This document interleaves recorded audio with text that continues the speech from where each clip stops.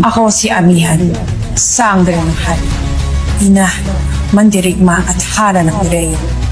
Sa aking pagkawala, akala ng iba, tuluyan na ako nawala. Ngunit ang diwa ng isang tunay na diwata, hindi kailanman naupapos. Sa katahimikan ng kalangitan, sa mga ulap kung saan dinala ako makapanaan, sinubog ako ng panahon at binigyan ng bagong lakas ng diwanag ni Bathalang Ember. Ngunit ngayon, ang Encantadia ay muling lumuluha sa dalang kadiliman ng kapangyarihan ni Metena. Unti-unting tinatalo ang liwanag ng ating mundo at ang aking mga kapatid ay muling nakikipaglaban.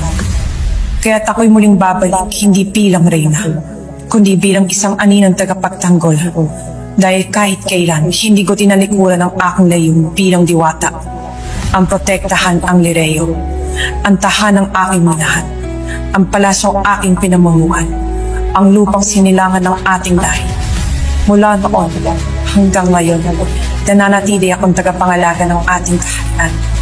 At higit pa riyan, ang Encantadia, ang buong mundo natin mga sangre. Ngunit sa aking pagbabalik, isang puso ang muling tumibok sa aking paningin. Isang mahal sa buhay na ngayon kailangang isakripisyo.